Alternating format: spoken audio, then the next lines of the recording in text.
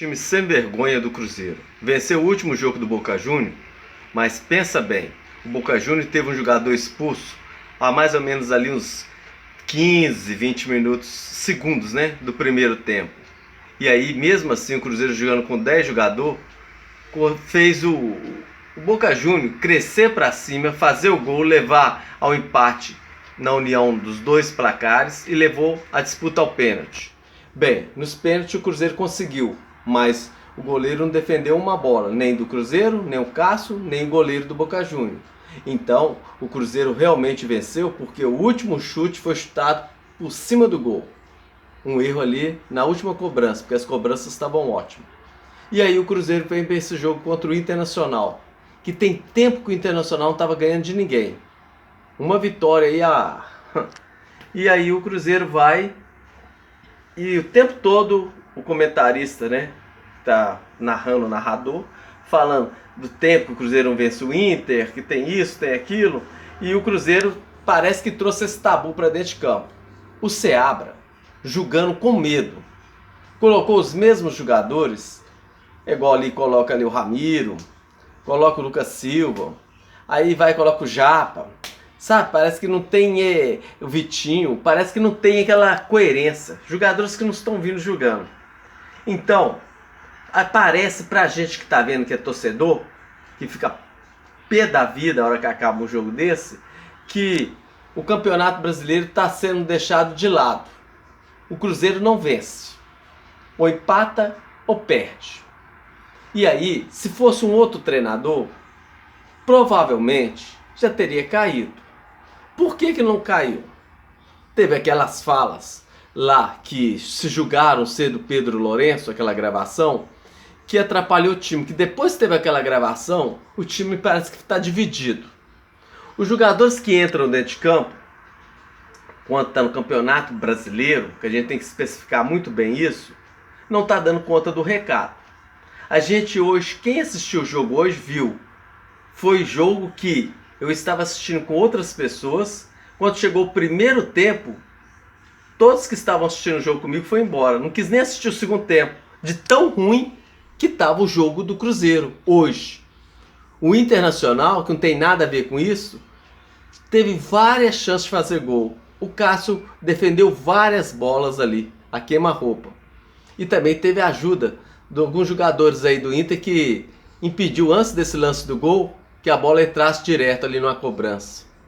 Mas quem continua tentando o tempo todo acaba sendo premiado. E o Internacional foi premiado com o gol do Borré. Esse gol aí.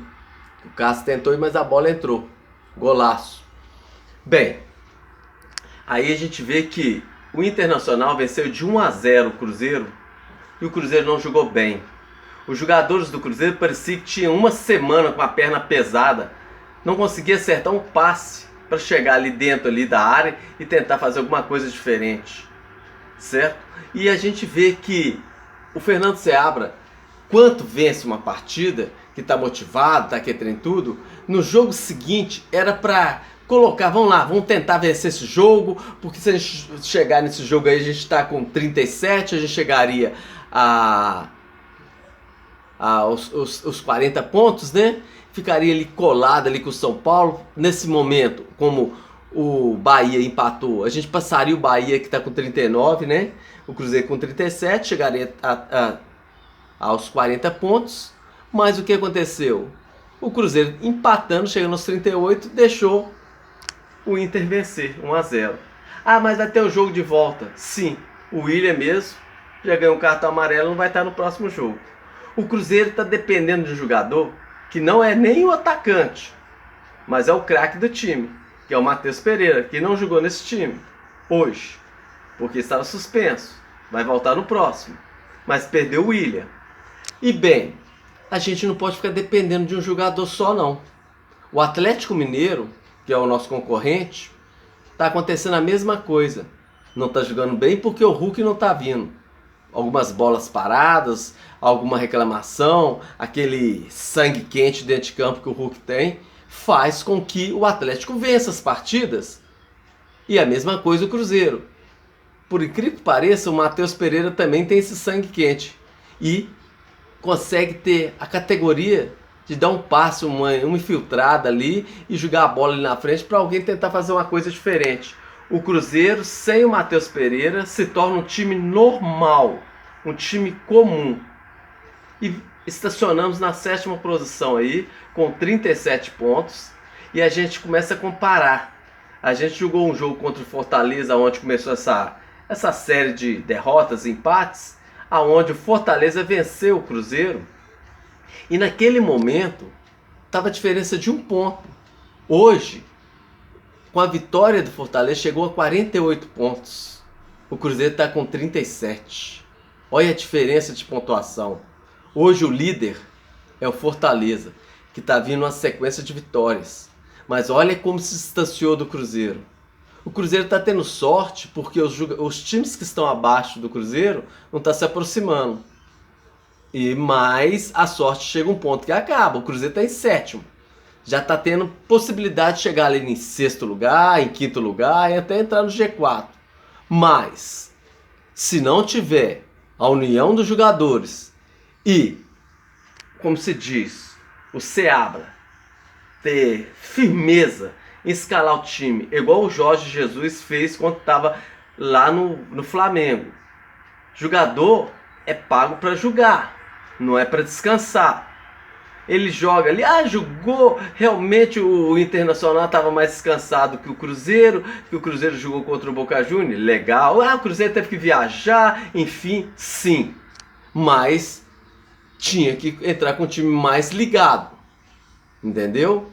Enfim, é as mesmas coisas, os mesmos erros que estão acontecendo, jogo após jogo. Quem viu os jogos que passou tirando do Boca Juniors, tá vendo o que o Cruzeiro tá fazendo. E desse jeito, acaba perdendo aquela motivação de chegar lá em cima.